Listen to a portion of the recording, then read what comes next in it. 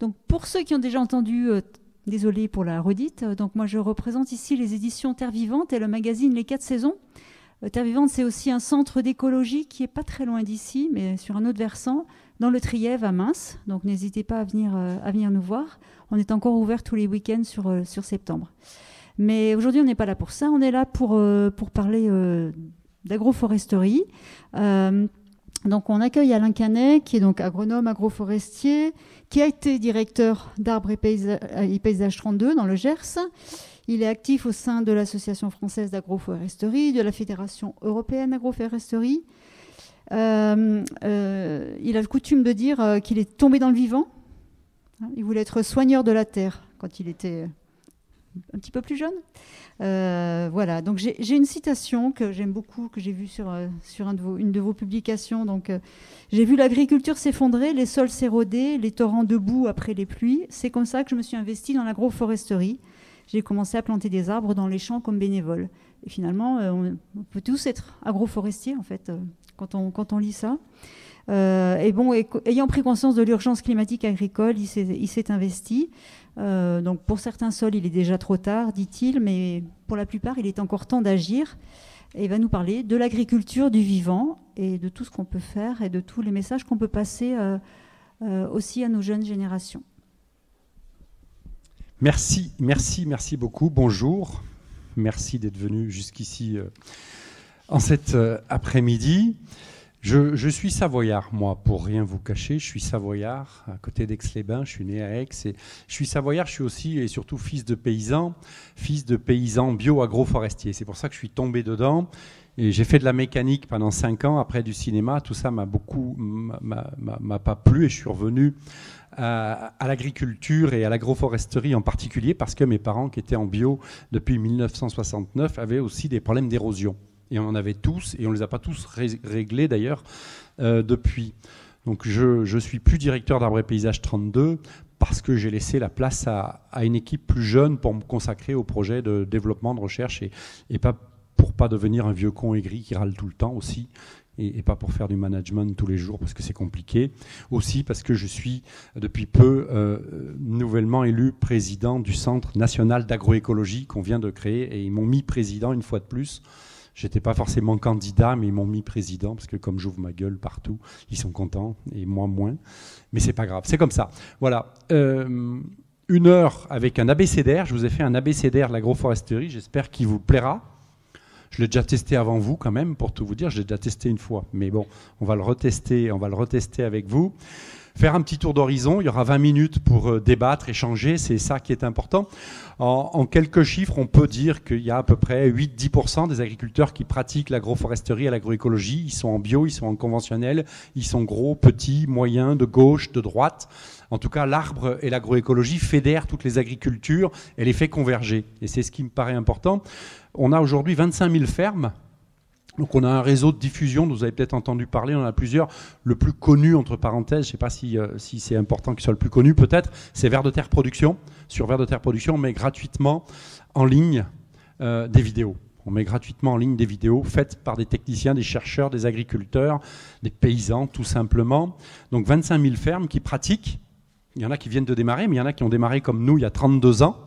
Et puis il y en a qui ont démarré il y a très longtemps, partout dans le monde, y compris par ici dans le Dauphiné, où on faisait du maïs associé au noyer. Et ça, c'est aussi de l'agroforesterie, fondamentalement. Quand on fait plusieurs cultures sur une même parcelle, pour le Gers, c'est 750 adhérents, on est 14 salariés, donc ça veut dire qu'il y a du travail, il y en a de plus en plus. Moi, je travaille un peu à l'extérieur du département.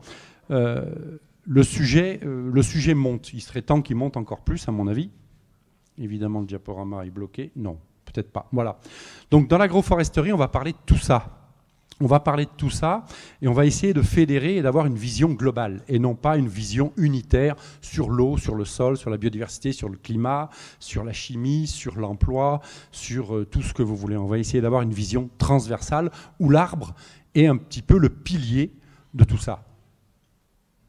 Si je dois donner une définition de l'agroécologie, de mon point de vue, elle est assez simple, j'y reviendrai rapidement, elle est assez simple. L'agroécologie nous dit qu'on a des sols toujours couverts, et vous le savez bien, puisqu'en maraîchage, on parle de permaculture, de culture permanente. Le sol, ça ne se repose pas, ça bouffe de l'énergie solaire et de la photosynthèse tous les jours. Donc des sols couverts et des arbres. L'agroécologie se résume en cette définition. Des sols couverts et des arbres. Les bons, au bon moment, dans les bonnes conditions. Rassurez-vous, et vous le savez, on n'a strictement rien inventé, ça existe depuis la nuit des temps. Les chocs climatiques, l'érosion, la perte de la biodiversité remet un petit peu tout ça au cœur du débat. Et le mot et le maître mot de tout ça, c'est l'agronomie. Fondamentalement, c'est l'agronomie. Est-ce que j'aggrade ou je dégrade mon sol? Est-ce que chaque jour qui passe, j'améliore la qualité de mon sol? Et est-ce que chaque jour qui passe, j'améliore la qualité de mon sol en produisant une fertilité, voire une fécondité in situ? Est-ce que je produis ma fertilité ou est-ce que je vais la chercher ailleurs? Si je vais la chercher ailleurs, ce n'est pas de la fertilité, ça me coûte très cher et ça ne marche pas toujours très bien. Il y a la question du changement, de l'atténuation, du stockage. On ne parle plus que de ça, du carbone, et on a oublié que tous les arbres n'étaient pas dans la forêt et que 40% des arbres dans le monde ne sont pas dans la forêt, sont des agroforêts, sont des haies, sont des bouquets, des bosquets, des alignements, etc., etc. Et ces arbres-là sont bien évidemment tout aussi importants. Le métier d'agroforestier, c'est de travailler hors la forêt et surtout pas les opposer. Toutes ces formations se conjuguent, se combinent, travaillent en symbiose. Et puis, de façon un peu anecdotique, il y a les grands patrons, je ne sais plus si c'est celui d'Apple ou celui de Tesla ou celui de je ne sais pas quoi, qui cherchent des machines pour stocker du carbone dans les sols. Rappelons-leur, on leur a écrit, ils ne nous ont pas répondu. Mais qu'il y a aussi des arbres pour stocker du carbone dans les sols. Et c'est hyper, hyper efficace. Et on en manque cruellement. Cette question de la biodiversité, j'aime aussi à dire qu'elle ne se protège pas, contrairement à ce qu'on lit bien souvent, elle se produit. On produit ou on détruit la biodiversité, et ces paysages agroforestiers en produisent beaucoup, et de montrer que la biodiversité, c'est le moteur de la productivité en agriculture. Qu'on ait 3000 m² en maraîchage sur sol vivant ou qu'on ait 100 hectares, c'est bien la biodiversité, et celle du sol en premier lieu, qui fait qu'on peut produire. Ici, je parle des migrations qui sont extrêmement importantes pour amener des microbiotes de loin, des échanges, etc., etc.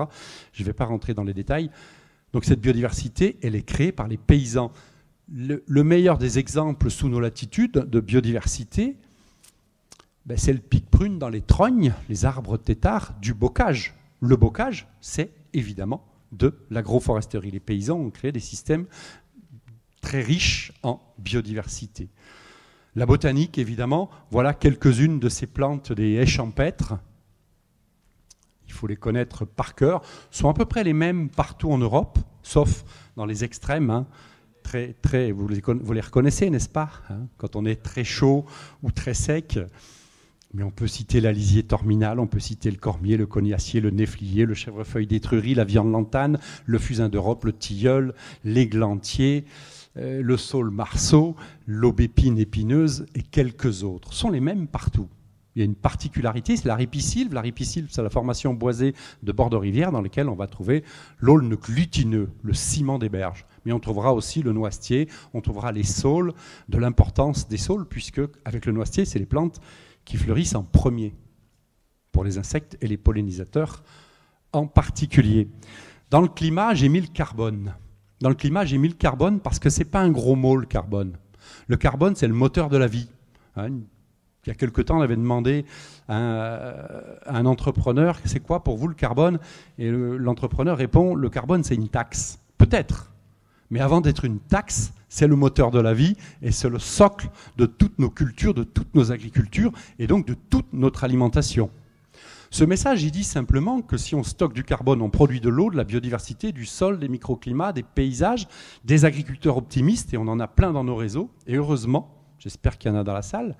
Et ça veut dire qu'en mangeant, on a un acte hyper intéressant pour les écosystèmes, contrairement à ce qu'on lit parfois, y compris en mangeant de la viande du bocage. Quand vous mangez de la viande du bocage, elle est bonne pour l'estomac, elle est bonne pour le climat, elle est bonne pour les écosystèmes, elle est bonne pour la biodiversité. Donc de l'importance que de remettre du sens, de remettre de la valeur au produit. Quand on dit la viande consomme, un steak consomme 100 litres d'eau, oui, sûrement. Au Kansas, avec du maïs OGM dans des fermes, usines à étages. mais par ici, avec la vache qui boit à la source, au coin du champ, sous les arbres, ça stocke beaucoup de carbone, ça ne pollue pas, et ça produit des aliments de très haute qualité. On en mange ou on n'en mange pas. Mais de l'importance, c'est pareil avec tous les produits. Je prends volontairement la viande, qui est encore dans le sujet, je ne mange pas de viande, je sauve la planète.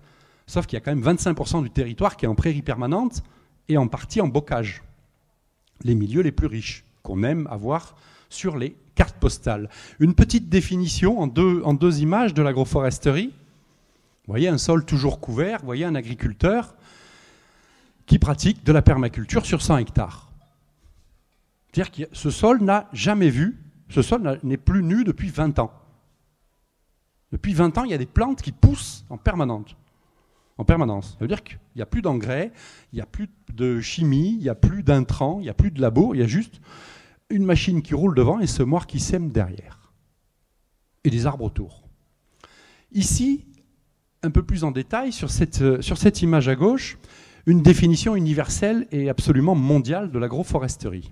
C'est partout pareil, les règles sont strictement les mêmes. Où que l'on soit dans le monde, les règles de l'agroforesterie sont toujours les mêmes. Ce n'est pas les mêmes arbres, ce n'est pas les mêmes densités, ce n'est pas les mêmes écartements, ce n'est pas les mêmes modalités de gestion, mais c'est toujours la même chose. Donc je vous en ai mis une. Je vous en ai mis une ici parce que c'est le fruit de la recherche.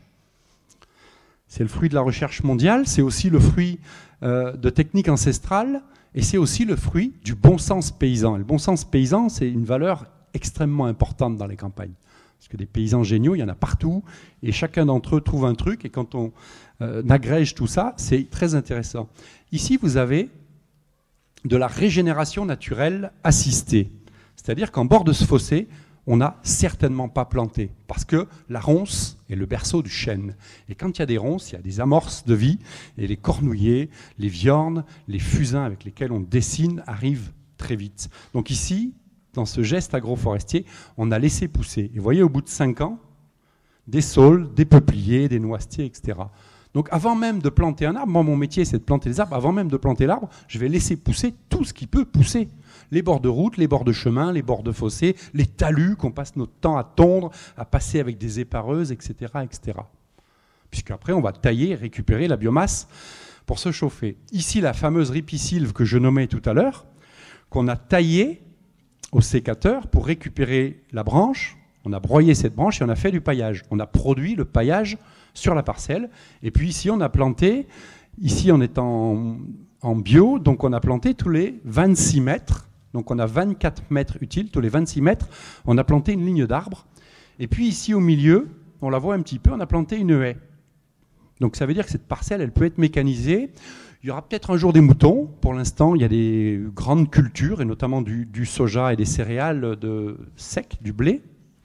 Et dans cette parcelle-là, on a atténué les coups de chaud, atténué les coups de froid, reconnecté les champs mycorhiziens, accompagné la conservation des sols, etc., etc.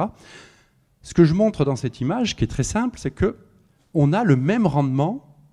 En ayant pris 6% de la surface agricole utile, on a le même rendement en céréales que sans les arbres. Et c'est ça qui m'intéresse dans le geste de paysan agroforestier, c'est de démontrer que les arbres participent à améliorer la productivité des plantes. Puisqu'un jour il y a trop de vent, un jour il y a un gros orage, un jour il fait trop chaud, on l'a un peu vu cet été. On a vu la gueule des céréales, on a vu la gueule des prairies qui n'étaient pas protégées et qui étaient soumises à la fois au chaud et au vent. Donc c'est l'idée de l'arbre protecteur, régulateur, accompagnateur. Encore une fois, au pied d'un chêne centenaire, une vigne elle ne pousse pas, mais l'herbe non plus. Parce que l'arbre n'a jamais été taillé, à un moment donné, il y a une concurrence trop importante. Dans les arbres ici, ils seront taillés en tétard, en trogne, ou prélevés au fur et à mesure de leur taille. En tout état de cause, ici, on produit 50-60% de biomasse en plus. Je ne parle pas de rendement, en biomasse en plus. C'est-à-dire, c'est du fruit, c'est du bois énergie, c'est du bois fertilité, c'est du bois d'œuvre, du bois de travail, tout en ayant le même rendement en céréales ou en herbe. Donc l'idée de l'agroforesterie, c'est bien l'optimisation de l'énergie solaire. C'est juste de l'optimisation de l'espace, de prendre de la hauteur et de l'énergie solaire. Il y a plein de cas où ça ne marche pas, hein. Que les choses soient bien claires, et vous poserez toutes les questions que vous voulez. Quand on met trop d'arbres, trop denses, les conneries, Ça s'appelle comme ça, on les a toutes faites, évidemment. C'est aussi pour ça que ça suscite beaucoup d'intérêt dans le monde agricole aujourd'hui, parce que c'est une solution plutôt positive et plutôt constructive. Je continue. La voilà en dessin, cette définition de l'agroforesterie, pour vous montrer que ce n'est pas juste des alignements d'arbres, ce n'est pas juste des bouquets, juste des bosquets, juste des haies, juste des mares, juste du bois mort, des ronces, etc., etc. C'est bien tout ça.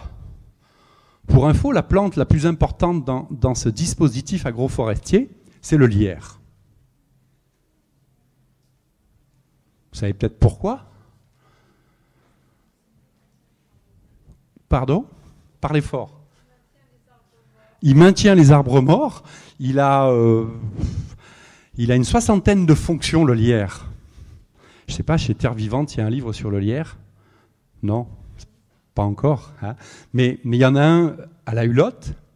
La Hulotte, le journal le plus lu dans les terriers, il y a 2 fascicules sur le lierre. Tellement cette plante est importante, tellement elle n'a jamais fait mourir un arbre.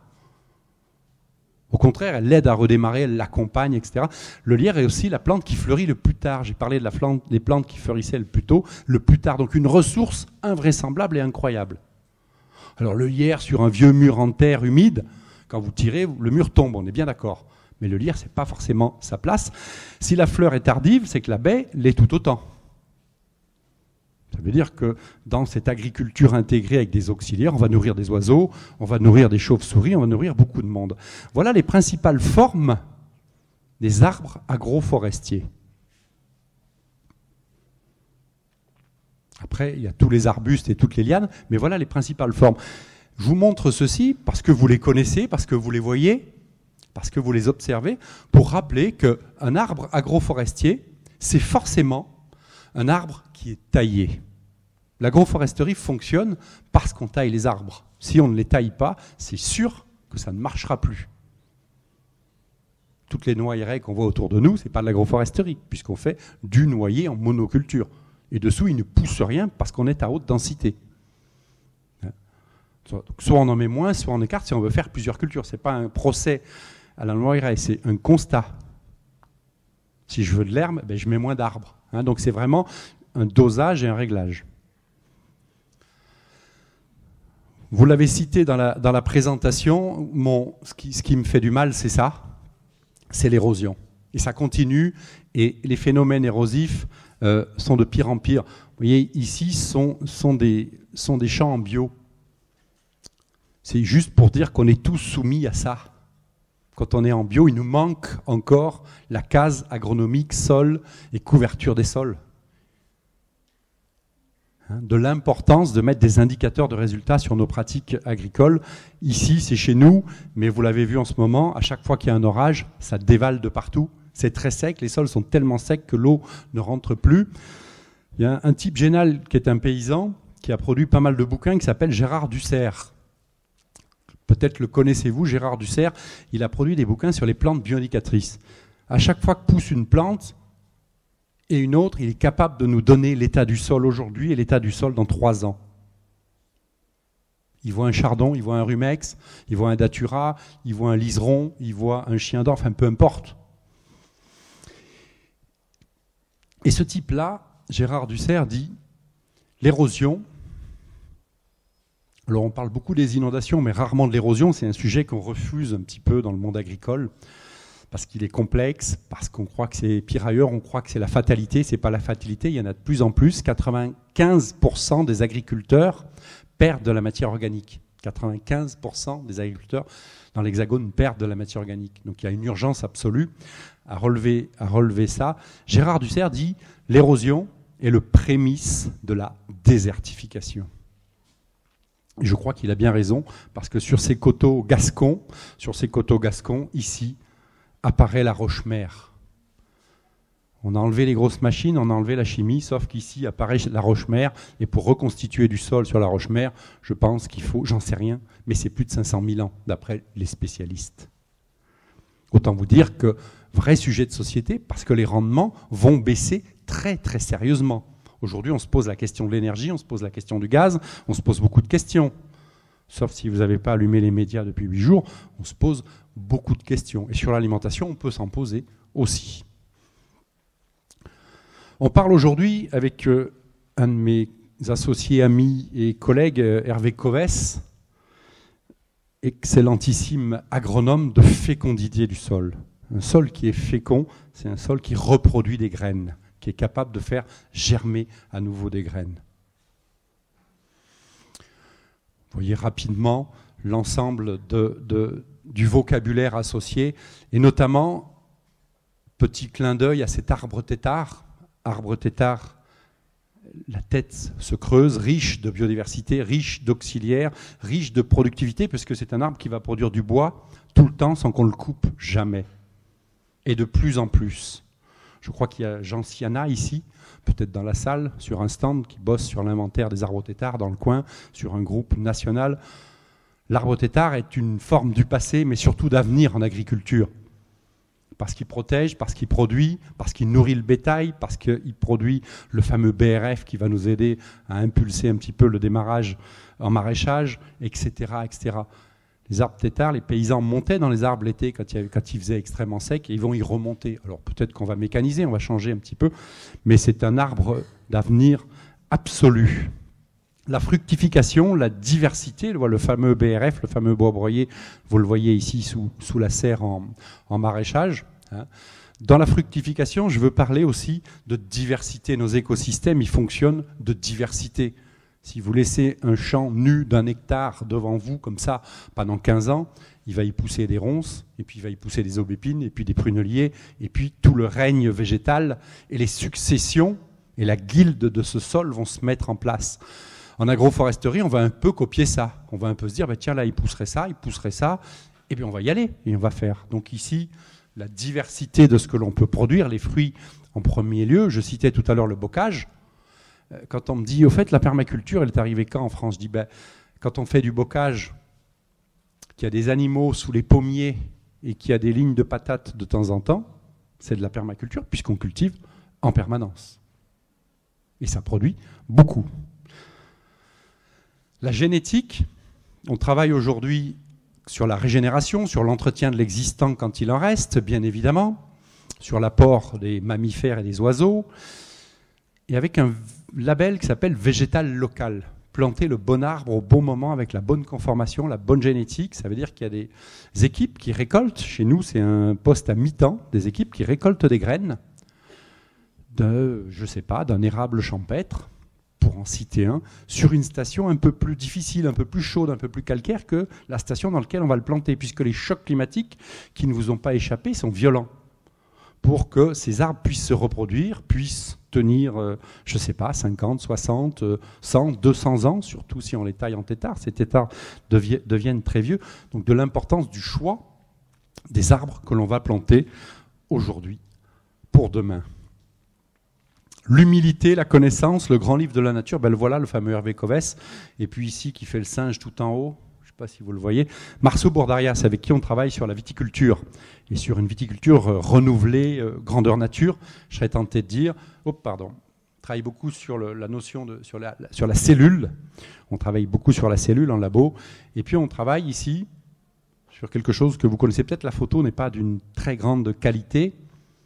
C'est les cabanes de vers de terre. Les vers de terre font des cabanes et assemblent la matière organique avant de la faire attaquer par les champignons, de la retransformer et de la rendre disponible à nouveau. J'ai eu le plaisir de publier un livre sur les vers de terre de Marcel Boucher aux éditions Actes Sud, des vers de terre et des hommes, qui a eu un fort succès, qui existe toujours et qui est une histoire de la vie.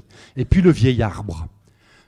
Hervé Covès au pied du vieil arbre, de très vieil arbre, avec son patrimoine génétique, avec cette biodiversité invraisemblable qu'il abrite, et potentiellement le réservoir de graines des arbres de demain, puisque lui, il a déjà vu des canicules, il a déjà vu des périodes froides, il a déjà vu des périodes très humides, etc. etc. Dans cette boucle d'agroforesterie, on veille vraiment sur les vieux arbres et les très très vieux arbres. Ils sont extrêmement importants, et vous le savez bien, j'ai d'ailleurs amené un petit livret pour ceux qui ne l'ont pas pris encore dessus. L'identification, c'est de réfléchir à une démarque ou une démarche et non pas un label. Aujourd'hui, vous avez dans l'Hexagone 64 labels, marques et des marques, sauf que sur les 64, aucune d'entre elles n'indique un indicateur de résultat sur la fertilité du sol. Donc on réfléchit avec bon nombre de paysans et beaucoup de vignerons et de maraîchers à estampiller un produit qui dit « moi, je conserve mon sol, voire je l'améliore ». Ici, vous voyez, en Italie, on fait de la vigne dans les arbres. On fait des fruits et de la vigne. Et ça a une valeur énormissime, puisqu'en dessous, on peut même y mettre des moutons. Donc ça veut dire 3 productions sur la même parcelle. Et puisqu'on doit nourrir la planète, on doit garder le sourire et le moral, c'est intéressant de donner, de notre point de vue, et le mien en particulier, de donner aux paysans, pour lesquels nous travaillons tous les jours, ce signal en disant ton produit, il est bien sur un étal, sur une étagère, sur un stand, avec cette valeur ajoutée de ton travail. Est-ce qu'il faut le vendre plus cher ou pas? C'est un autre débat, mais en tout cas, ce produit agrade le sol sur lequel tu travailles. La jeunesse, je voulais vous présenter une structure qu'on a montée il y a 2 ans, je crois que c'est en tout début de confinement. Vous avez entendu parler du confinement? Un peu? Non? Bon, ça va. Bon, ici, ça n'existe pas. Hein, forcément. On est tranquille. Quand on vit au plein air, dans la nature, avec un bon microbiote. Des enfants des arbres, c'est assez simple. Marie-France Barrier, qui est réalisatrice pour France Télévisions, veut consacrer sa vie aux arbres et elle n'a plus envie de faire autre chose. Bon, du coup, elle fait ça, si tu n'as plus envie de faire autre chose. Donc on a monté un peu cette structure ensemble, mais c'est vraiment elle qui la porte. C'est un enfant scolarisé avec les enseignants, les parents, les opérateurs techniques de l'agroforesterie, les écoles, bien évidemment, les élus, tous le même jour, dans le même champ, au même moment, pour faire le même projet, pour filer un coup de main aux agriculteurs, parce qu'un agriculteur qui va commencer à planter 1 km, 1 km 200 de haies, c'est un petit peu de boulot, ça marche très bien, vous pouvez regarder, desenfantsdesarbres.org, ça s'amplifie, l'idée c'est d'aider à financer, et surtout d'aider à planter les arbres et de reconnecter ce dialogue. Oui, mais celui-là, il a un gros tracteur. Oui, mais celui-là, l'autre fois, il avait ci. Et enfin bon, vous voyez un petit peu le discours qu'on peut avoir dans les campagnes, même quand on n'est pas toujours d'accord, de se parler, d'aller se voir. Et surtout, le truc le plus simple, surtout de permettre à chacun, je crois qu'il y en a 12 millions d'enfants scolarisés, c'était la rentrée il n'y a pas longtemps, donc ça fait du monde, mais de permettre à un gosse de planter un arbre. Ça fait 32 ans qu'on le fait, et les gosses, du coup, ils ont 40 ans maintenant. Quand vous les croisez en ville, entre 2 bières, ils vous disent « Moi, je me souviens, j'avais planté un érable champêtre chez machin. » Ils s'en souviennent. Et c'est peut-être comme ça qu'on formera des citoyens. Parce qu'il faut former des éco-citoyens, mais si on formait de vrais citoyens, ce serait déjà pas mal. Des kilowatts, là, je vous amène à l'autre bout du monde pour vous montrer que cette question de l'énergie, il faut bien évidemment l'économiser, mais il faut la produire, il faut la structurer, il faut la gérer. Ben voilà, beaucoup d'énergie sur pattes.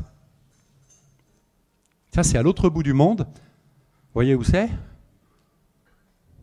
Ben, c'est pas du tout à l'autre bout du monde, pour le coup. C'est le Marais Poitevin. Vous voyez les paysans, comment ils ont organisé, structuré des trognes à 2 étages et des peupliers au-dessus. C'est-à-dire ils ont chopé toute l'énergie solaire, il y en a beaucoup là-bas, toute l'énergie solaire pour en faire de la biomasse. Ça veut dire qu'on fait de la boîte à camembert, ça veut dire qu'on fait de la caisse à huîtres, ça veut dire qu'on fait du lambris, du plafond, beaucoup de choses avec le peuplier. Et avec les trognes, on fait du bois de chauffage. Et au milieu, il y a des vaches, et je peux vous dire quelles sont bien les vaches. Vous vous en doutez. Les lianes, dans la composition, on travaille beaucoup sur le pâturage tournant dynamique agroforestier, remettre les animaux sous les arbres, et éventuellement avec des compléments, que sont les lianes qui poussent vite et bien, qui sont aussi très appétissantes. Le vecteur, c'est l'abeille domestique, il y en a d'autres. Il semblerait que les pollinisateurs sauvages fassent plus de boulot et qu'il ne faille pas les oublier. Simplement dire qu'une agriculture qui produit des auxiliaires et qui produit des abeilles et qui produit des pollinisateurs, c'est globalement une agriculture qui va déjà bien. S'il y a des pollinisateurs, des mésanges et des vers de terre, ça donne des niveaux d'indicateurs qui sont plutôt intéressants. C'est vrai que j'ai fait la sieste sous les noyers, ça ne chantait pas les oiseaux. Malheureusement, ça viendra. Montrer, évidemment, beaucoup d'idées reçues que d'aller remettre des arbres au milieu des champs. Il n'y a pas d'individu, à ma connaissance, du coup j'espère qu'il y en a dans la salle, qui puisse être contre l'agroforesterie. Si l'un ou l'une d'entre vous est contre l'agroforesterie, levez-vous et parlons-en, s'il vous plaît. Il ne peut pas y avoir d'individus contre l'agroforesterie. Je ne crois pas, en tout cas. Par contre, il y a plein d'agriculteurs qui sont forcément contre. Mais quand on passe une journée ensemble, en formation, à s'écouter, en fin de journée, on va boire un canon, mais en fin de journée, en principe, ça se passe bien. Parce que l'arbre est vraiment l'outil de production idéal pour toutes les formes d'agriculture. Je reviens un petit peu au sol dans ma définition de l'agroécologie. Je reviens un petit peu au sol et je vous montre cette image qu'on a beaucoup fait circuler. Il y en a d'autres, mais celle-ci en particulier a beaucoup circulé. Je vous montre cette image puisqu'ici, on a un métail roulé, écrasé pour semer des haricots qui s'appellent du soja. Donc on a créé, au lieu de laisser le sol nu tout l'hiver, au lieu de le labourer, de le sous-soler et lui passer 2 coups de herse rotative et de faire des faux semis, on a donné au sol sa ration. C'est-à-dire qu'on a semé une plante, en l'occurrence une céréale avec quelques légumineuses. Là, on voit surtout les épis de la céréale. La céréale à épiaison, on l'a roulée, écrasée. On peut le faire à la main à petite échelle. Hein. Là, on l'a fait avec des machines, bien évidemment. Et on a fait du semis direct, intégral, en bio, dans cette parcelle. Cette image, elle nous dit aussi que le sarclage, le binage sont des techniques obsolètes. Le faux semis, c'est une technique du passé, de mon point de vue. Dès qu'on touche le sol, surtout sur les 3 premiers centimètres, on l'abîme. Alors si on le touche un petit peu dans l'année et qu'il est riche de carbone, riche de paille et riche de vie, c'est pas un problème, ça change pas grand-chose. C'est l'équivalent du nez de sanglier. Mais s'il reste, comme c'est la moyenne en France, 125 jours nus par an, eh bien on le flingue et il se meurt. Donc ici, on fait de l'agriculture naturelle, sans intrants.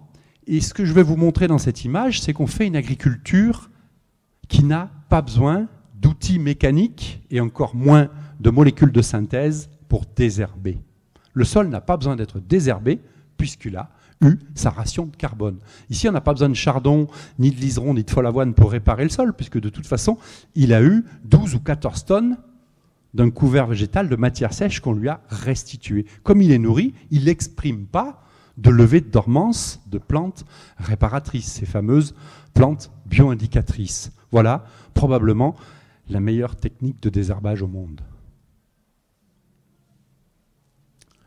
La productivité, je l'ai un petit peu approchée, et du coup je l'assume pleinement. Je ne parle pas de productivisme, je parle bien de productivité. Puisqu'ici on en a beaucoup. On a des ruches, du miel, des fruits.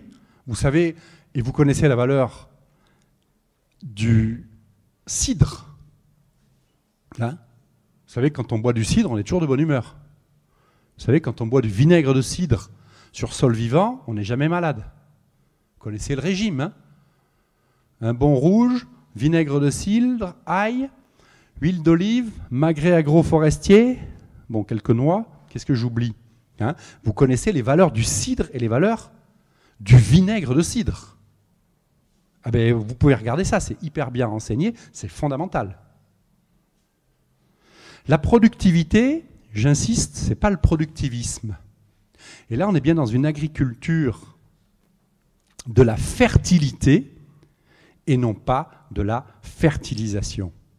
Hein, le pré-verger normand, comme ça, qu'on regarde comme la carte postale ou qu'on retrouve sur la boîte à camembert, ça a une valeur énorme parce que c'est des systèmes dans lesquels nous produisons plus avec moins d'intrants, quels que soient les intrants ou les énergies que l'on mette en œuvre. Le seul intrant ici, encore une fois, c'est bien l'énergie solaire. Le champ des possibles, je vous le montre rapidement. Dans notre unité du Maroc, à Marrakech, Geneviève Michon et puis toute son équipe travaillent sur les systèmes agroforestiers marocains. Il y en a beaucoup. L'arganeraie, c'est le plus connu. Ici, des frênes fourragers qui poussent aux portes du désert avec 250-300 mm d'eau, c'est-à-dire rien. C'est du frêne comme chez nous. C'est pas le même, c'est du frêne dimorphe, mais c'est du frêne. Et ici, vous multipliez par 2, par 3, par 4 la quantité de fourrage produite à l'hectare. En conditions extrêmement arides, vous voyez le type de sol dans lequel poussent ces arbres. Des arbres increvables qui produisent de plus en plus, où les paysans montent régulièrement dedans pour faire tomber de la feuille et de la branche pour les animaux. Un autre paysan, celui-là, il est dans les Hautes-Pyrénées, et lui, il a tout compris. Il est dans les Hautes-Pyrénées, je l'ai trouvé il y a quelque temps au coin d'un champ, parce qu'avec sa haie qui ressemble à rien, a priori, ben, il fait tout le job. Parce qu'il a fait la clôture, il a fait le fourrage, il a fait le bois pour se chauffer, il a fait le microclimat. Les vaches ou les moutons peuvent agneler ou véler derrière la haie. Il a fait le paysage, il a stocké du carbone. Il ne savait pas, mais il stocke du carbone. Hein, quand vous lisez le rapport du GIEC, il faut stocker du carbone, mais lui, il le fait. Il y en a qui marchent pour le climat, lui, il fait une démarche pour le climat. Hein, donc ça, c'est une haie plessée, soudée, hein, dans un geste simple. Et ici, une mini-trogne, c'est-à-dire un arbre tétard. Il y a du chèvrefeuille, il y a des ronces, il y a du lierre. Une mini-trogne, facile à tailler.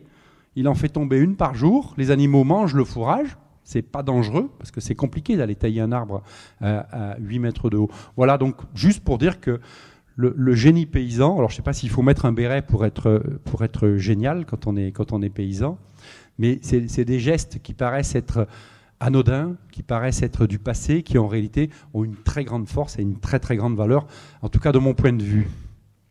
Le produit, le voilà, et c'est aussi pour ça qu'on veut l'estampiller, pour pas opposer, pour proposer, pour permettre à chacun de ces fameux labels, chacune de ces fameuses démarches, de se dire, ah ben tiens, il y a peut-être un petit truc à faire en plus, parce que c'est pas compliqué, parce que c'est pas punitif, parce que nous, je crois qu'on peut tous se mettre, à un moment donné, on peut tous se mettre dans un acte de consommateur, ou de consommateur, ou de mangeur, je ne sais plus comment il faut le dire maintenant, mais de consommer ces produits, ça donne une possibilité, je crois, aux agriculteurs, dont vous connaissez la pyramide des âges, dont vous connaissez le désarroi parfois, dont vous connaissez la difficulté à transmettre. C'était l'objet d'une discussion qu'on a eue juste avant de démarrer cette modeste intervention, de redonner du sens, de redonner de la valeur pour que, j'allais dire les jeunes, ça ne veut rien dire, des gens puissent accéder au foncier, puissent revenir à l'agriculture avec du bon sens, avec de l'énergie. Il y a beaucoup de gens qui quittent Paris. Nous, on en a beaucoup. Vous voyez où c'est, Paris ? À peu près, hein ? Non, pas trop. Beaucoup, je ne sais pas. En tout cas, nous, on accueille des flots de gens, de mails, de qu'est-ce que je peux faire. C'est difficile d'ailleurs de répondre qu'est-ce que je peux faire. Je vais partir, je vais tout abandonner, qu'est-ce que je peux faire. Beaucoup rêvent aussi, il y a beaucoup de rêves sur je vais faire de la permaculture et je vais être riche tout de suite. C'est peut-être un petit peu plus compliqué que ça. La qualification, de savoir ce que c'est, de mettre des définitions, et surtout, je l'ai un petit peu dit et j'insiste, toutes nos agricultures sont sous objectif de moyens, et nous proposons depuis fort longtemps, et nous sommes relativement nombreux, à mettre des indicateurs de résultats. Le premier indicateur de résultat est celui de stocker du carbone, puisque le carbone est la clé de voûte de tous les cycles. On peut essayer de travailler l'eau, on peut essayer de travailler la biodiversité, on peut essayer de travailler la santé, on peut essayer de travailler je ne sais pas quoi. Le carbone est la clé de voûte de tous les cycles. Et à partir du moment où on va stocker du carbone, ça fait un peu technocratique de parler comme ça, on va mettre en place tout le reste dans une démarche de progrès. On n'a pas d'agriculteurs qui s'arrêtent, ils plantent les haies dont ils ont besoin. Quand on regarde les codes de la PAC ou de je ne sais quoi, il en faut là. Non, quand l'arbre est à sa place, l'agriculteur ne s'arrête pas. Il continue de le mettre et de le remettre. Et sortir d'une agriculture de la contrainte et de la répression, c'est notre proposition, les discussions avec le ministère en sont là en ce moment, pour sortir de cette agriculture de la contrainte, de la répression, de la sanction, vers une agriculture de la proposition. L'agroforesterie est une proposition. Ça, c'est une photo qui me vient d'une équipe de par ici. Je ne sais plus qui me l'a donnée. Donc, du coup, je l'utilise parce qu'ici, je crois qu'avant, il y avait des ronces. Puis, il y a des frênes qui sont sortis des ronces. Et on a eu l'intelligence de ne pas tout couper, de laisser les arbres. Aujourd'hui, c'est une belle prairie avec des trognes recréées. Donc, une prairie permanente de trognes qui va pouvoir nourrir pas mal de monde. La ronce, je l'ai nommée. Là, elle a disparu au bout de 2 ans. La ronce, plante pionnière, que vous connaissez bien, est éliminée par les arbres, est éliminée par les arbustes. Au premier plan, un chêne qui sera centenaire dans 97 ans. Au second plan, des pruneliers. Ronces, berceau du chêne, moteur du retour des arbres dans les campagnes, sans aucun doute. Et la ronce va un peu plus loin coloniser d'autres espaces. Elle protège du chevreuil, elle améliore le sol, elle le fertilise, elle le rafraîchit, etc. etc. Hein, cette ronce qu'on voit comme l'ennemi juré, je ne dis pas qu'il faut en mettre partout, mais qu'on voit comme l'ennemi juré, est en réalité le premier levier du retour des arbres dans les forêts, mais dans les campagnes. Notion de simplicité dans ce génie végétal, parce que ça s'appelle comme ça. Les villes se posent beaucoup de questions. Vous voyez, au sud de l'Espagne, on ne s'en pose plus, parce que de toute façon, les villes sont invivables. Et avec quelques pieds de vigne, avec un peu de lierre ou de plantes grimpantes, ici c'est de la vigne vierge, je crois, on peut faire beaucoup de choses. Atténuer le chaud, mais atténuer le froid aussi, comme à la campagne. Filtrer la poussière, vous le savez peut-être, mais quand on voit un arbre, ça nous met de bonne humeur. Quand on le touche, on prend de son énergie. Si vous voulez, on fera l'exercice. Si certains d'entre vous sont intéressés, je vous montrerai comment on prend l'énergie de l'arbre, comment on transfère cette énergie et comment elle nous fait du bien. Et quand on a des maux de tête, on touche un arbre pendant 10 minutes et parfois ils disparaissent. Pas tout de suite, mais de l'importance de la balade dans les bois, de l'ionisation de l'air, etc., etc. On ne peut pas faire sans les arbres. Je ne crois pas. Dans la transmission, j'ai mis ici des jeunes gens, c'est les vignerons du vivant dans le Médoc. Les vignerons du vivant dans le Médoc, c'est des jeunes qui n'ont pas d'avenir, qui n'ont pas de boulot, qui n'ont plus de famille, et qui, ils n'aiment pas trop qu'on le dise, mais malheureusement c'est la réalité, qui n'ont pas d'avenir. Alors je ne sais pas si on doit parler d'insertion, en tout cas on leur tend la main, et on a monté une école qui n'a pas de mur, on a monté une école qui se promène dans les domaines viticoles comme ça, et puis il y a des cours, et puis il y a du terrain, et puis il y a des échanges, ils sont à mi-temps chez les propriétaires, puisque c'est dédié à la viticulture. Et alors là, j'ai vu les candidats des prochaines sessions, il y en a un par exemple, il a passé 2 ans à jouer aux jeux vidéo sans sortir de chez lui. Je ne pensais pas que c'était possible. Donc, apparemment sa mère lui amenait des hamburgers, et bon... Donc des gens qui sont sympas, mais qui ont des passés compliqués et qui n'ont pas eu de chance, on va dire, parce que c'est des problèmes familiaux relativement importants, visiblement.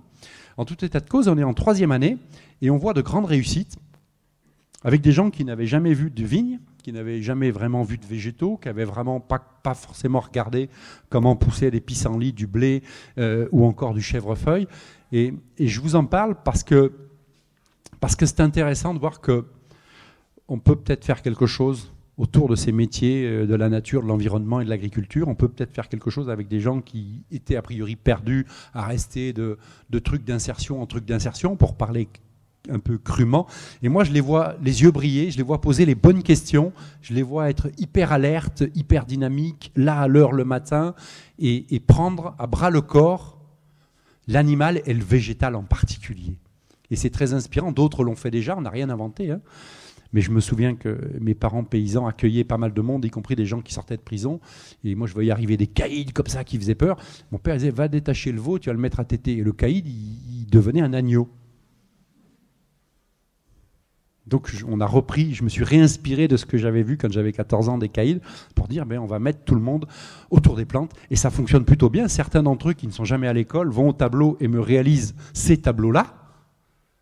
Et je suis sûr que certains d'entre eux finiront chefs de culture. Vous voyez, comme quoi il n'y a pas besoin d'aller à l'école.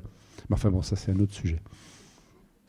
Les voilà dans leur tableau. J'avais oublié que j'avais mis une diapositive entièrement dédiée aux trognes. Je vous en ai beaucoup parlé. Mais quand on plante des trognes, on réitère le système racinaire. Et du coup, on enrichit encore en matière organique les sols. Donc c'est hyper intéressant. Vous voyez la tête creuse ici. Donc ça, c'est des produits de la recherche.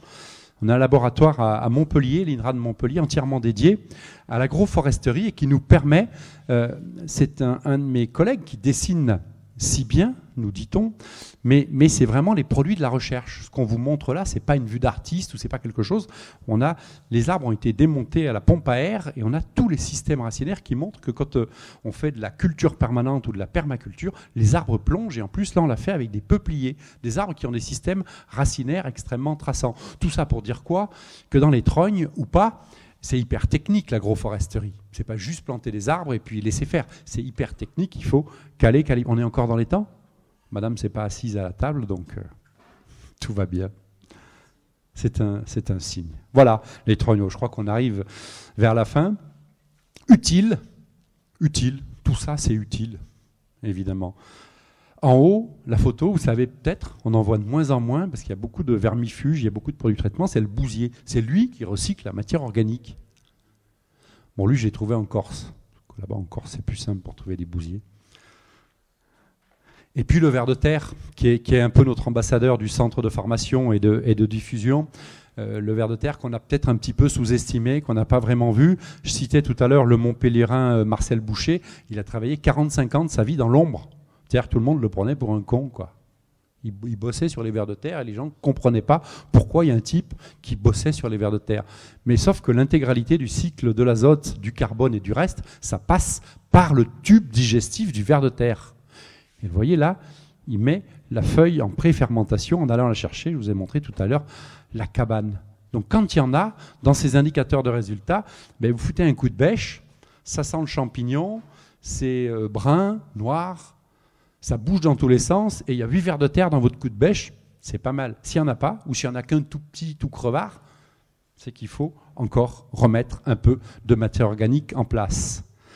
Voilà la force, la puissance du végétal qui revient sur le devant de la scène. Et vous voyez ici la pauvre charrue qui a été un petit peu dépassée par je ne sais plus quel arbre, peu importe, je crois que c'est un sureau, mais ce n'est pas très, très important. Je n'ai pas la source, vous la trouverez facilement. Il y a une dame des pays de l'Est, je suis désolé, j'ai oublié le pays et le nom de la dame, qui a dessiné toute sa vie, il y en a qui ont travaillé sur les vers, qui a dessiné toute sa vie toutes les plantes et tous les systèmes racinaires de toutes les plantes. Avec des mots-clés, vous trouvez ça, c'est fabuleux, c'est accessible et disponible. Tout ça a été mis gratuitement en ligne. La verticalité du sol, que j'ai exprimé avec le ver de terre rapidement, et la verticalité. Vous voyez ici le montage d'un jardin en permaculture, vous avez potentiellement 7-8 étages, 7-8 formes de végétaux que vous pouvez combiner, associer, faire vivre en symbiose assez facilement.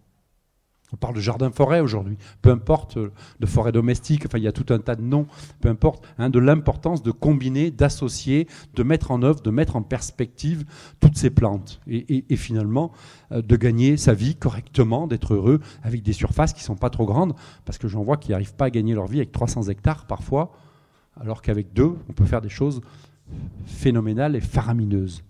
Et ça, c'est probablement aussi très intéressant. Cette verticalité, je l'ai mis dans le web parce que ça, il paraît que c'est plus puissant. C'est plus puissant que notre Internet actuel. Ce sont les champs mycorhiziens. Marc-André Sellos, vous connaissez peut-être, a écrit des bouquins fabuleux sur la question. C'est aussi un conférencier de haut vol, un pédagogue, quelqu'un qui lutte pour que ne disparaissent pas les SVT dans les écoles parce qu'elles sont peut-être condamnées, les SVT, ce qui est gravissime. Et ce n'est pas Terre vivante qui va nous contredire. C'est totalement gravissime d'imaginer que les SVT doivent disparaître parce qu'il y a PlanteNet sur nos putains de téléphones portables. Et oui, il ne faut peut-être pas déconner. En tout état de cause, ici, sur cette image que nous avons la chance d'avoir, les racines ne représentent que 3% de ce que vous voyez. Et vous le savez, les racines, pour une plante, ça ne sert à rien. C'est comme un tuyau. Il y en a au fond de la salle, des tuyaux, il y en a là. Il y en a un au-dessus de moi. Ce tuyau, si vous ne le connectez pas, ça va nulle part. La racine, c'est qu'un modeste tuyau. La racine est connectée à la rhizosphère, et la rhizosphère fait les courses pour les plantes. Si vous voulez que tous les éléments nutritifs circulent, si vous voulez que l'eau soit allée chercher dans les interstices impénétrables, si vous voulez que le carbone soit en fonction, etc., etc., Marc-André Sellos dit très clairement, les mycorhizes font les courses pour les plantes.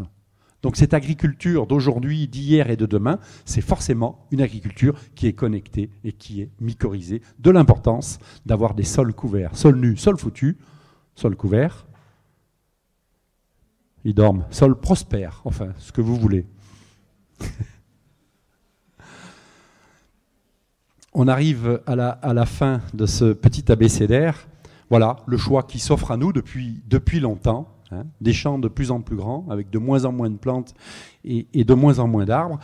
Et en élevage comme en culture, d'ailleurs, hein. Et puis des champs un peu plus verts, un peu plus arborés. J'ai mis une photo de la transition ici, d'un Corrézien. J'ai mis la photo d'un Corrézien, parce que je l'avais, puisque j'ai discuté avec lui, et surtout qu'il avait des photos faites par un ULM. J'ai mis cette photo au centre parce que cet agriculteur corrézien qui a de grandes fonctions dans l'agriculture a planté tous les ans 300-400 châtaigniers. Mais au bout de 25 ans, il a un deuxième revenu équivalent au premier, c'est celui de la châtaigne. Et ces animaux sont à l'ombre, et ces animaux mangent des feuilles, et ces animaux n'ont pas les stress, les chocs climatiques, etc., etc. Ça résume un peu la question. Il a planté des arbres pour protéger ses animaux. Il s'est dit, tiens, je vais mettre des arbres greffés, des variétés de châtaignes, et aujourd'hui, il a un deuxième revenu. Deuxième revenu, évidemment, il y a beaucoup de boulot, me direz-vous. Eh bien, ça tombe bien, il a créé un emploi. L'arbre et l'agroforesterie, fondamentalement, ça crée de l'emploi sur les territoires. Très peu délocalisables, en l'occurrence. Les yeux qui brillent.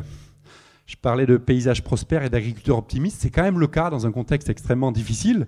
Et cette période de canicule nous le rappelle chaque jour qui passe. Des fonctions des arbres qui climatisent, qui ventilent, qui isolent, qui captent, qui transforment, qui accumulent, etc. etc. Ça, c'est aussi fait par les jeunes vignerons du vivant. Et cet agriculteur qui est très, très content de nous montrer une mode de terre qui vit bourrée de perforation de vers de terre et qui sent bon. Je l'ai un petit peu dit sur le produit fini ou le produit final. Je le remets un petit peu dans la boucle pour finir mon exposé, parce que là, je me suis un peu aidé je ne savais pas quoi foutre pour le Z, donc j'ai un peu cherché, hein. Je me suis connecté et j'ai trouvé ça pour le Z. Du coup, je ne sais plus ce que ça veut dire, mais ça veut dire un truc avec les animaux. Comme vous avez tous fait des études, vous l'aurez compris. Et je finis avec ça parce que l'animal, il est fondamental dans cette boucle de l'agriculture. On peut difficilement s'en passer. C'est assez compliqué de faire sans. On va enherber les vignes, on va enherber les vergers, on va faire des doubles cultures, on va faire des intercultures. Est-ce qu'on va continuer à cramer du gasoil avec des broyeurs ou est-ce qu'on va faire manger ça par les animaux ? On va faire du maraîchage, on va faire des couverts végétaux. Est-ce qu'on n'a pas intérêt à les faire manger par des animaux ? Est-ce qu'on n'a pas intérêt à avoir un poulailler mobile ? Enfin, je ne sais pas, des trucs comme ça, quoi. En tout état de cause, la fécondité du sol, elle est aussi déterminée par la salive des ruminants et par la déjection des animaux qui passent sur la parcelle. Et ça donne un indicateur de grande ampleur, à mon avis. La vie du sol, elle est déterminée par le passage des animaux aussi. Donc la question est posée, le débat est ouvert. Voilà. Faire de l'agroforesterie, a priori, c'est l'art de récolter le soleil. Ça, c'est une phrase que j'ai empreinte à Hervé Covès parce que je l'aime beaucoup. D'entretenir la vie, ça c'est moi qui l'ai rajouté quand même, parce qu'il ne faut pas déconner. Et de cultiver la pluie. Le cycle de l'eau est fait par les plantes en place. Et on voit encore sur les schémas, les bouquins de CM2, que l'eau, elle sort de la mer et qu'elle va sur le continent et qu'elle y retourne. Ben non, ça, c'est que 20%. L'eau, elle vient des plantes, de l'évapotranspiration des plantes et de la climatisation faite par les plantes qui évapotranspirent. Voilà, merci pour votre attention.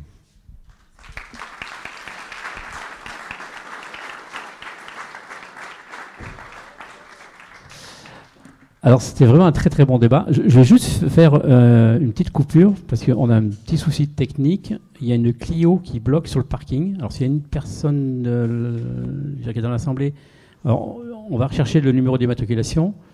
Mais si elle est garée sur un parking où elle est vraiment mal garée et elle bloque plusieurs voitures. Voilà. Quand j'aurai l'information complémentaire, j'essaierai d'intervenir. Merci.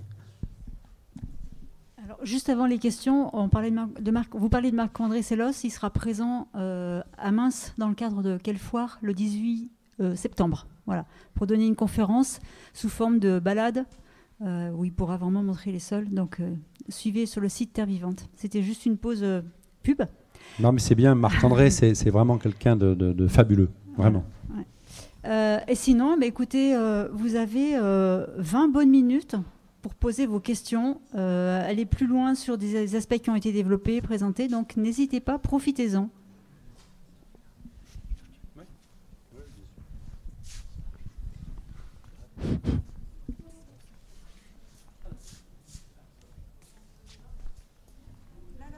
Posez des questions simples, hein, par contre, parce que bon, on est samedi. Pas déconner non plus, quoi. C'est la fête, on va aller boire du cidre. Merci pour Bonjour. la conférence. Oui, tout à l'heure, vous disiez que les agriculteurs étaient assez d'accord de passer sur ce mode de culture. Vous n'avez pas de réticence, par exemple, s'ils mettent des arbres dans leurs parcelles, pour passer dans les parcelles, peut-être que c'est plus compliqué, ça demande plus de main-d'œuvre, plus de temps. Enfin, moi, c'est les inconvénients que je vois comme ça par l'extérieur. Alors, oui, vous avez raison, évidemment.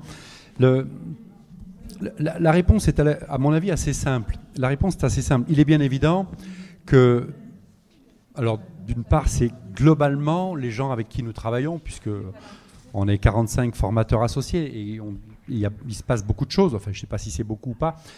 En tout état de cause, les gens nous sollicitent et viennent globalement, et vous le savez peut-être, et c'est hyper intéressant que de le rappeler, il y a un fonds de formation pour tout le monde, mais pour les agriculteurs en particulier, qui s'appelle le Vivea. Et nous, on leur dit, venez en formation 2 jours.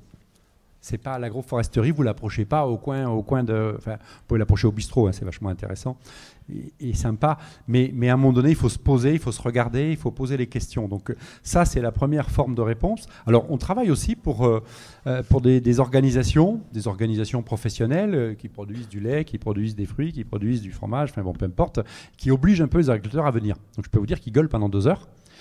Et puis en fin de journée, en principe, ils gueulent moins. Donc ça, c'est une autre réponse.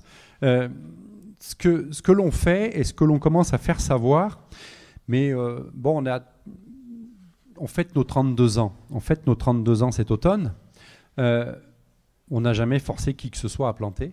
Par contre, on essaie d'être dans les lycées, on essaie d'être sur les foires, on essaie d'être un peu sur les réseaux, on essaie de faire savoir. Il est évident que chaque projet est un projet qui est un projet individuel avec de l'ergonomie, avec du côté pratique, etc., etc. Et c'est cette traduction-là. Je vous ai montré volontairement des trucs pour vous montrer des choses. Il est bien évident qu'il n'y a pas de projet type, il n'y a pas de recette. Moi, on nous demande des recettes, il n'y a pas de recette. Et plus ça va, plus on fait construire leurs itinéraires par les agriculteurs jusqu'à ce qu'ils comprennent que l'arbre est leur allié et leur outil, parce que l'arbre, on le taille, parce que l'arbre, on le gère, parce que si on en a mis trop en Charente-Maritime, on en a mis 2 fois trop, mais on en a enlevé 1 sur 2. Etc., etc. Et si on si on est mécanisé, on trouve toujours le juste milieu. Et je vais quand même, par rapport à votre question, qui est évidemment très judicieuse, le travail que l'on fait le plus en ce moment, et c'est pas de gaieté de cœur, je l'ai montré sur l'érosion, le travail que l'on fait dans nos unités, on forme nos techniciens à l'analyse et à l'état des lieux. Et quand vous faites l'état des lieux de l'agriculture aujourd'hui, dans nos unités, on a défini 24 mots MAUX, 24 mots. C'est l'érosion, le tassement, la compaction, la pollution, les coûts de production, la main-d'œuvre, le machin, la règle de la PAC. Enfin, il y a 24 mots de premier rang. La battance, il y en a plein, et vous les connaissez. Hein, l'érosion étant le premier. Et quand on met les 24 problèmes de l'agriculture, on voit qu'aujourd'hui, tout le monde en a 17. Tous les gens qui n'ont pas des pratiques agronomiques et agroécologiques, ils ont 17 problèmes. Tous. Ils ont tous 17 problèmes. Et ça leur demande de réouvrir ce grand livre de l'agroécologie. Et de ces 17 problèmes, on met en face la place de l'arbre et la place du végétal. Je ne dis pas que ça fait tout et je ne dis pas que c'est génial. Je dis simplement qu'on est dans un contexte où les rendements baissent, où les coûts de production explosent, où les difficultés des chocs climatiques sont énormissimes. Donc il faut mettre ça en perspective.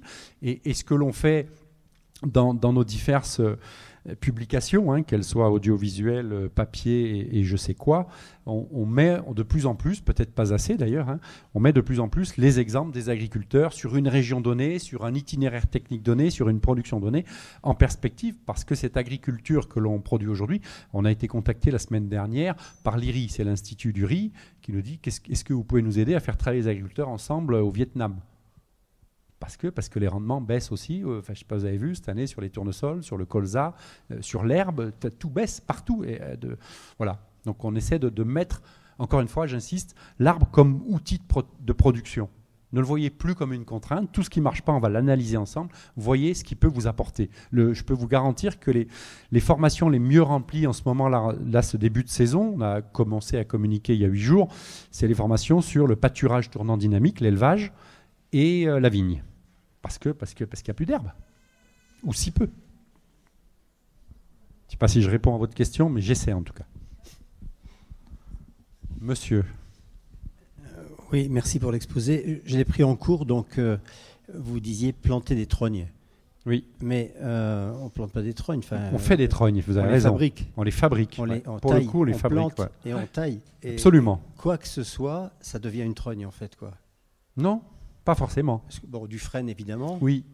Mais du hêtre aussi. Bien sûr. Du hêtre, il devient une trogne. Et le châtaignier, voilà. Et le charme, et l'orme, et j'en passe et des meilleurs. Globalement, vous trognez tous les arbres forestiers et champêtres, et pas trop les fruitiers, hein, globalement. Mais après, attention, hein, par rapport à votre remarque, je ne dis pas qu'il faut tailler tous les arbres en trogne. On a besoin de beaux merisiers, on a besoin de beaux noyers pour faire du bois, pour faire du noyer double fin, de la noix et du bois, etc.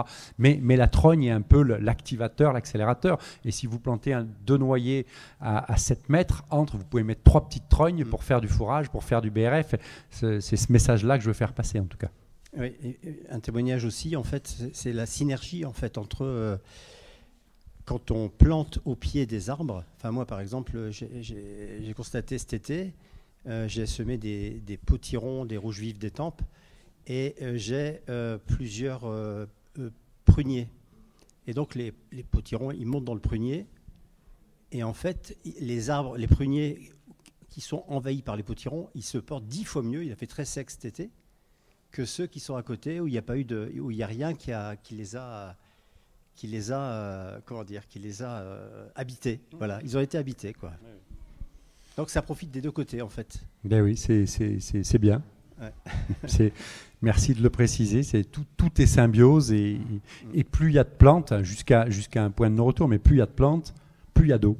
Hein, c'est important de le préciser, c'est le modèle de la forêt. Hein, sachez aussi, puisqu'on a beaucoup cité de bouquins, Ernst Zürcher, Les arbres entre visibles et invisibles, chez Actes Sud aussi, a écrit la formule qui montre et qui démontre que les arbres produisent de l'eau nouvelle, de l'eau douce qui n'a jamais coulé sur Terre. Donc c'est pas totalement anodin, et vous le voyez bien, quand un massif forestier est dévasté, le ruisseau ne coule plus au bout de 3 ans. Quand vous déforestez une vallée, le ruisseau s'arrête de couler. Les arbres créent de l'eau nouvelle qui n'a jamais coulé sur Terre. Quand je vous ai montré le frêne au Maroc, inconsciemment, c'est pour dire les arbres hydratent les milieux secs. Qui plus est les trognes, parce que quand on les trogne, on réitère aussi la racine, ça libère de la matière organique. En libérant la matière organique, ça relibère l'eau et ça réhumecte le champ mycorhizien. Et c'est pour ça qu'on arrive à faire pousser des plantes, et notamment des frênes, dans le désert.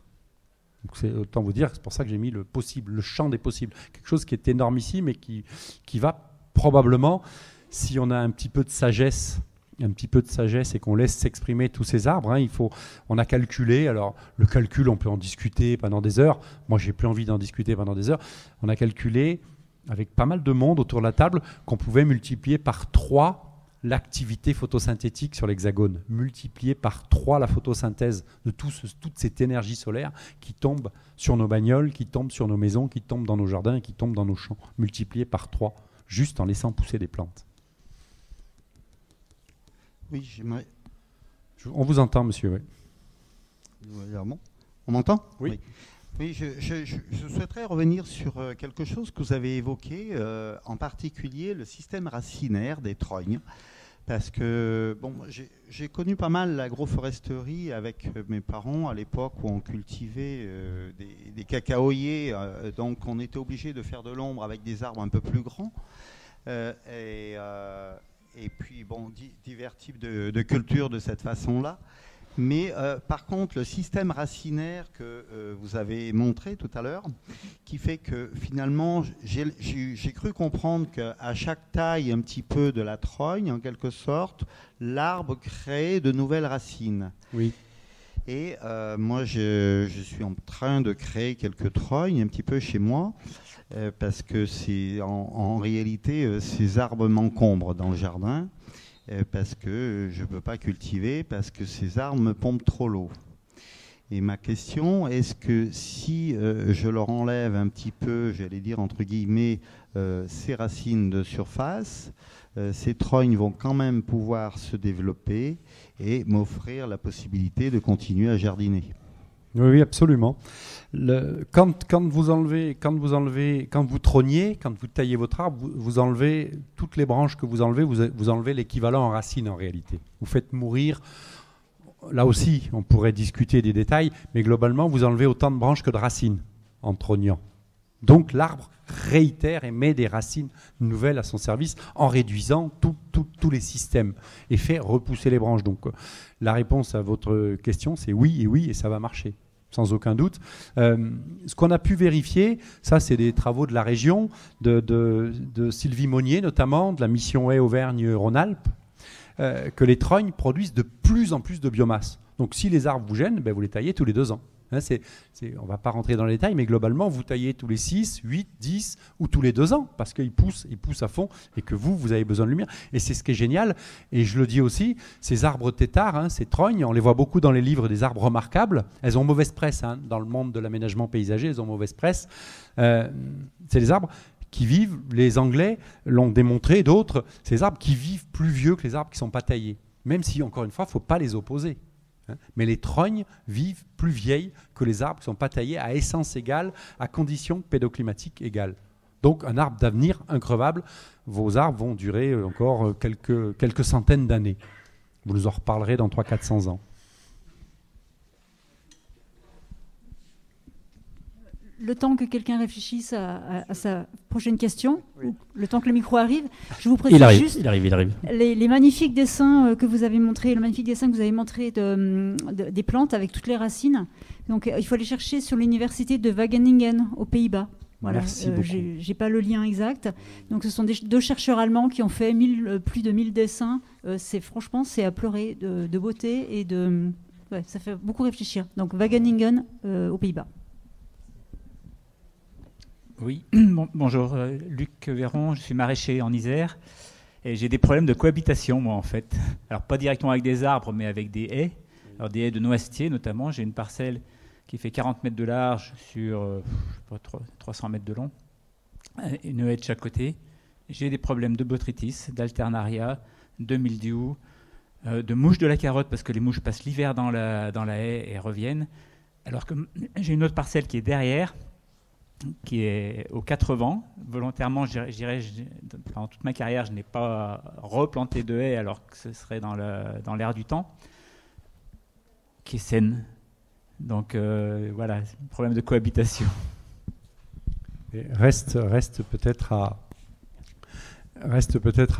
enrichir les haies jusqu'à retrouver l'équilibre nécessaire et suffisant pour que les chaînes alimentaires se remettent en place. On est d'accord que c'est pas aussi simple que ça, mais oui. C'est un problème de microclimat qui fait qu'il y a de l'humidité dans la parcelle. Il y a un problème de microclimat qui fait qu'il y a une hygrométrie qui reste dans la parcelle et les champignons qui attaquent mes cultures de légumes se font plaisir. Est-ce qu'il y a du lierre dans les noisetiers ? Il y en a un petit peu, manque de peau. C'est un endroit qui a brûlé cet été. Ah oui. D'accord. Et peut-être qu'il faudrait. Est-ce que les noisetiers, ils sont. Enfin bon, après il faudrait le voir, mais ils sont très grands, très développés ou pas ? Ils sont très développés. Je les ai toujours connus. Ouais. Peut-être qu'il faudrait les tailler un petit peu sévèrement, les rabattre pour remettre un petit peu d'air, remettre un petit peu de circulation et sortir. Enfin, c'est peut-être la première chose à faire. Oui, recéper. Recéper, ouais. Et enrichir de plantes persistantes.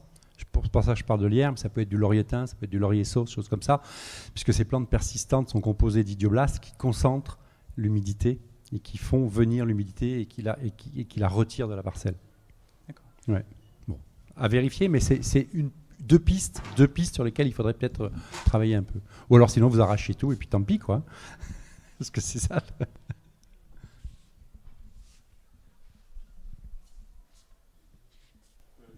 Le micro arrive.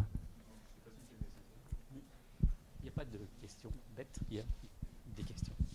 Merci.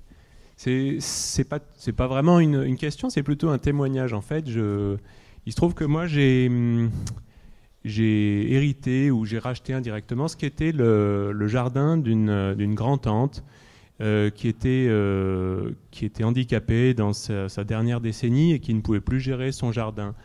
Et donc, lorsque j'ai commencé à m'occuper du jardin, j'ai découvert un jardin qui était empli d'arbres.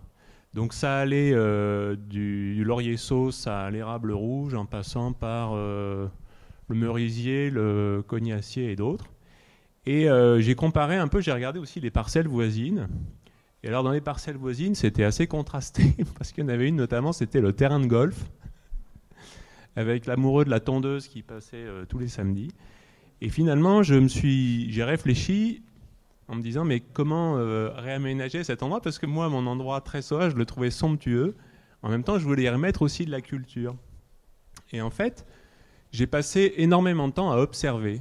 Et je pense que cette période d'observation n'a pas été inutile, parce que j'ai pu comme ça comprendre justement des différences, notamment des différences d'absorption hydrique sur les différentes parcelles en fonction aussi des effets d'ombrage qui étaient assez contrastés.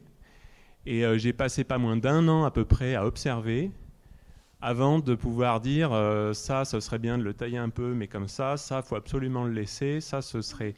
Et donc j'ai l'impression aussi qu'il y a une phase d'observation qui est quand même nécessaire et qui parfois demande un peu de temps justement pour prendre du recul. Donc moi, je pense que j'ai l'impression qu'il faut tourner aussi sur les 4 saisons pour pouvoir faire les bons choix. Je ne sais pas ce que vous en pensez. Oui, clairement. Moi, je ne demande pas à mes techniciens de passer les 4 saisons, mais ils ont un peu de recul, un peu de bouteille, ils essaient de trouver des solutions. Mais oui, cette observation, elle est un peu nécessaire, oui, bien évidemment. Et à ce jour, j'ai pas de regret, parce que je crois qu'aujourd'hui, les bénéfices de ces choix sont là maintenant. Eh bien, bravo, on vous félicite. Et puis merci à la grande.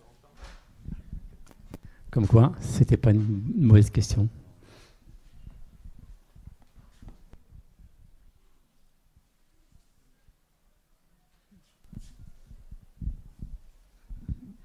Alors, rebonjour, merci pour la conférence.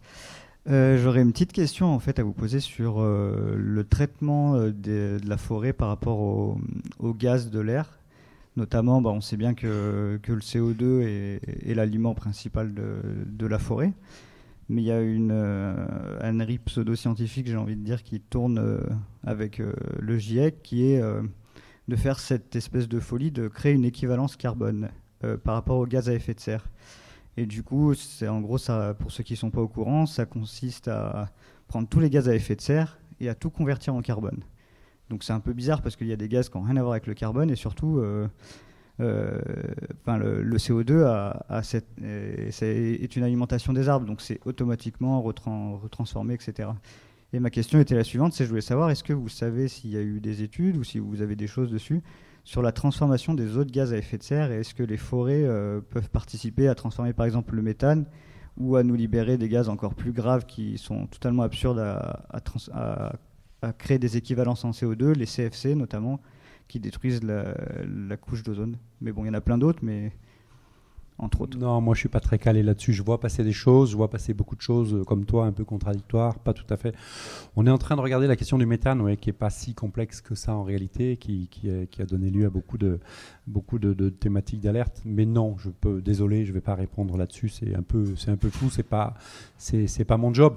Je peux rebondir. Enfin, je sais pas si je dois rebondir, mais l'idée étant de démontrer qu'effectivement le CO2 dans l'atmosphère c'est pas grand chose, puisque c'est le 0 après 2 virgules. Ouais. Le problème, et du coup je recite Marc-André Sellos qui récemment dans un atelier qu'on avait a dit il ne faut pas sauver la forêt. C'est complètement con de dire qu'il faut sauver la forêt, parce qu'il est un peu comme ça, il faut sauver les sols, donc tous les sols. Et aujourd'hui on a beaucoup d'effets d'albédo. On a beaucoup de cette énergie solaire qui est pas captée, qui repart avec tout ce que ça veut dire, et avec tout ce que ça veut dire transformation des gaz. Je crois que c'est un peu ça le sujet, c'est qu'on renvoie une énergie, folle qui n'est pas passée par une planque. Donc le sujet, ça sera de la couverture et de la couverture. Et c'est vrai que c'est de l'importance de dire, sans jugement de valeur et sans attaque, C'est facile de dire qu'il faut sauver la forêt, mais il faut qu'on se mette au boulot partout, chacun à toutes les échelles aujourd'hui, pour plus de plaisir, pour plus de confort, pour plus de bénéfices quelque part. Avec, comme l'a dit monsieur, parfois avec les emmerdes du moment. Il faut pas les nier, non plus, hein, bien évidemment. Hein. Ces temps d'ajustement et ces temps d'adaptation, ils existent fondamentalement. Mais je pense qu'il vaut mieux qu'on fasse avec les arbres que sans, qu'on fasse avec la nature et pas contre la nature. On a beaucoup fait contre la nature, la peur de la nature, etc. Aujourd'hui, il semblerait qu'ils puissent être de bons alliés. On le sait depuis longtemps, il va falloir accélérer un petit peu les choses. On a le temps d'une dernière question rapide. Et voilà. La question. Au premier rang. C'est toujours au premier rang que, voilà, que les élèves s'éveillent. Les élèves s'éveillent. Ça sera bonne la question. Il n'y a pas de mauvaise question. On dira quelle était. C'est le problème de la réponse, la question. En fait, c'est une question technique complètement. Pardon, merci. C'est une question technique pour faire une trogne. Est-ce qu'il y a un âge pour l'arbre, pour le tailler? Est-ce qu'il faut, voilà, est-ce que ça se commence, enfin, je sais pas. Ça se commence assez jeune. Du coup, une trogne, ça se commence assez jeune. C'est difficile, quel que soit l'arbre, d'aller le couper en deux quand il fait 20 cm de diamètre. Ouais. Ça le perturbe pas mal, etc. C'est quand même une perturbation au départ. Ouais. Après, c'est pas différent parce qu'on ne sait pas si c'est les mammouths qui ont créé les trognes, on ne sait pas si c'est les ours, on ne sait pas si c'est les rochers du torrent, on ne sait pas si c'est le vent, la foudre. En tout état de cause, aujourd'hui, si je fais un terme générique, comme pour le reste, il ne faut pas le prendre comme une fin en soi, mais si on fait une trogne à 1,80 m, ce qui est assez... on peut y mettre plein de choses dessous, on peut faire tout ce qu'on veut, on peut y passer avec des machines petites, on peut y mettre des animaux, nous, etc. Quand l'arbre a 2,50 m, globalement, quand l'arbre est à 2,50 m, on le coupe en deux, donc il fait...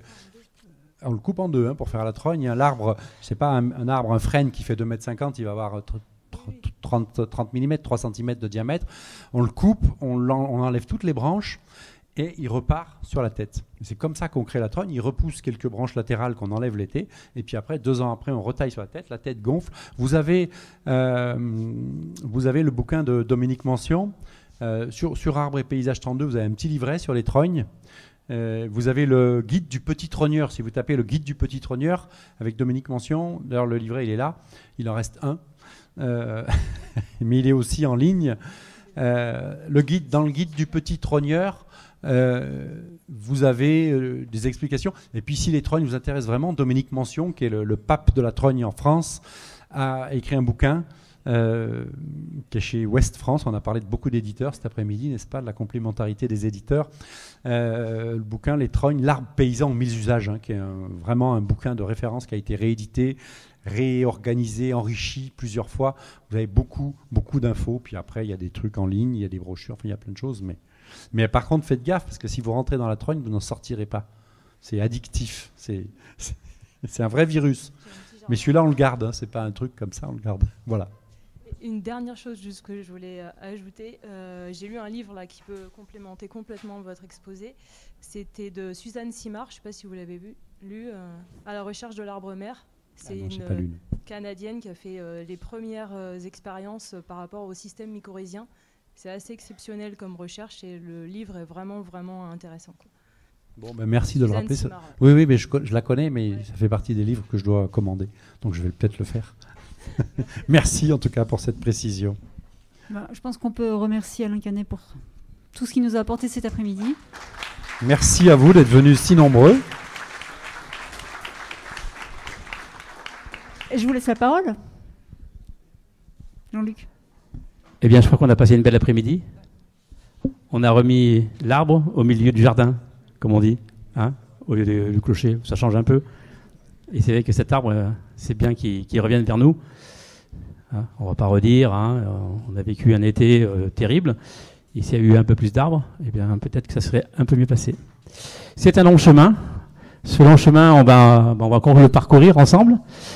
Il n'y a pas de dédicace, c'est dommage, mais il y a un site, c'est ça, Oui, si vous voulez, je peux citer. J'ai amené aussi un bouquin ou d'autres dessins, mais c'est vrai que je ne suis pas venu très On a produit aussi dans la même veine des bouquins, des dessins. On a produit des silhouettes d'arbres, des systèmes racinaires, donc j'en ai amené 2. C'est vrai que je suis un peu pauvre. Si vous voulez, je peux vous donner, on a cité Marc-André Sellos, on a cité Dominique Mention. Un livre de référence qu'on a produit sur l'agroforesterie s'appelle Le génie de l'arbre. 400 pages de mémoire, de recherche, de techniques ancestrales. On a travaillé 3 ans. Le génie de l'arbre. On a aussi produit un livre qui s'appelle Plantes des haies champêtres, qui est un petit guide botanique très illustré avec beaucoup de photos. Qu'est-ce que je peux nommer aussi? J'ai cité le livre sur les vers de terre. Non, voilà, le génie de l'arbre, Plantes des haies champêtres, les trognes. Dans tous les cas, ils sont faciles à trouver. On fera le lien sur le site d'Espace Nature Isère, enisère.fr. Sachez que toutes les conférences sont enregistrées et notre objectif c'est de pouvoir les mettre sur YouTube. Donc pas de la même façon, on communiquera avec vous pour que ce festival se prolonge tout le long de l'année. Parce que c'est un gros événement, c'est beaucoup d'énergie et il faut que cette énergie soit capitalisée, surtout dans la communication avec vous. Donc et les meilleurs communicants, je dirais que vous êtes un peu comme les champignons. C'est-à-dire que vous allez tous, chacun, rentrer chez vous et aller communiquer avec vos amis, votre famille, sur ce que vous avez vécu cet après-midi, sur ce que vous avez vécu dans les autres conférences, que vous allez vivre là, dans la suite. Et c'est de cette façon-là que je pense qu'on arrivera à faire évoluer les choses. Hein, on le voit, hein, on ne va pas rentrer dans la politique. Le pouvoir, on a le pouvoir de faire les choses. Donc rien que pour ça, vous avez l'information, on transmettra les éléments à travers le site, à vous de faire le job, d'aller partager ce que vous avez vécu au jour cet après-midi. Merci. Vous pouvez faire un acte politique extrêmement fort, hein, puisque moi j'ai fait le tour. Vous allez boire un bon canon sur sol vivant, vous sauvez un vigneron, et vous en buvez 2, vous sauvez un écosystème. Donc ça c'est un acte politique extrêmement fort. Hein. Dans la limite des possibilités de chacun, hein, bien sûr. Hein. Oui. Voilà. Après, il y a la loi E20, mais on ne la connaît pas par cœur. Ouais.